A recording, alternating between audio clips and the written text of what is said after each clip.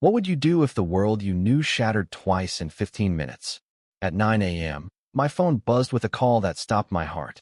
It was my sister, her voice trembling through tears. "Jake, Mom's gone." The words hung in the air like a cruel fog, suffocating and unreal. I stood frozen in my cubicle, the hum of the office fading into a dull roar. My mother, me anchor, the woman who raised me alone, who laughed through her pain and taught me to keep going, was gone. A heart attack, sudden and merciless, had stolen her in the night. I couldn't breathe. The phone slipped from my hand, and I stared at the gray carpet, trying to make sense of a world without her.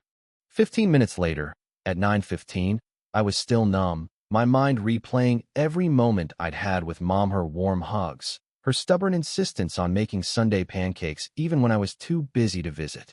I didn't notice the shadow at my cubicle until a sharp voice cut through my haze. It was Evelyn, my boss's wife, who sometimes swept through the office like she owned it. She stood there, arms crossed, her designer coat dripping with wealth, her eyes cold as steel. "Jake," she said, her tone clipped. "If you're going to mope, do it somewhere else. We have a deadline, and your personal issues aren't my problem." I blinked, stunned, waiting for a hint of empathy, but her lips curled into a sneer. "Life moves on. Get over it." She turned on her heel and left, her perfume lingering like a slap. I sat there, the weight of her words crashing into the fresh wound of my grief. How could someone be so callous? My mother's death was still sinking in, and here was this woman, who'd never known struggle, dismissing my pain like it was an inconvenience. The office around me buzzed on, phones ringing, keyboards clacking as if nothing had changed. But everything had. I wanted to scream, to throw my chair, to demand the world stop spinning for just one damn minute. Instead, I grabbed my coat and stumbled out into the city. The streets of Chicago were gray and biting, the wind cutting through my thin jacket. I walked aimlessly, Mom's face flashing in my mind, her smile when I graduated, her pride when I landed this job, her quiet strength even when cancer tried to break her years ago. She'd survived that, only to be taken now, without warning. I found myself at the park where we used to go when I was a kid. The swings creaked in the breeze, and I sat on a bench, staring at the empty playground. My phone buzzed texts from coworkers asking where I was, reminding me of the deadline Evelyn had mentioned. I ignored them. The world could wait. Hours passed, or maybe minutes, I couldn't tell. A street vendor nearby was packing up his cart, his hands red from the cold. He noticed me and offered a hot coffee, no charge. "You look like you need it," he said, his voice kind but not prying. I took the cup, the warmth seeping into my hands, and something in me broke.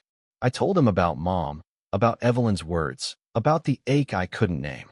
He listened, nodding, his eyes crinkling with a sadness that felt lived in. "Some people," he said, "they forget what it means to hurt.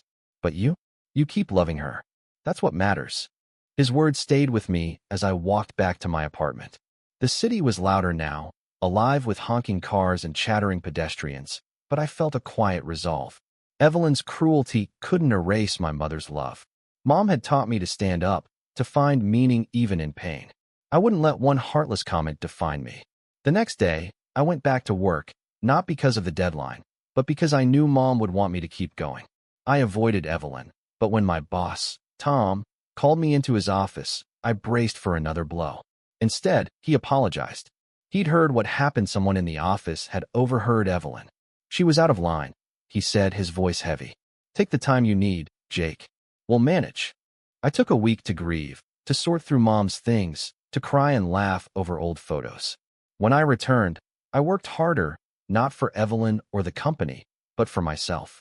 I started volunteering at a community center, teaching kids whose parents couldn't always be there. It felt like something Mom would have done. Her love lived on in me, in the way I chose to keep going, to find purpose despite the pain. Evelyn never apologized, but months later, I saw her at a company event, her face softer, her eyes avoiding mine. Maybe she'd learned something, or maybe she hadn't. It didn't matter. I'd learned what Mom always knew. Kindness is a choice, and it's stronger than cruelty. At 9 a.m., I lost my mother. At 9:15, I faced a cold truth about the world. But by 9 o'clock the next morning, I chose to keep her light alive.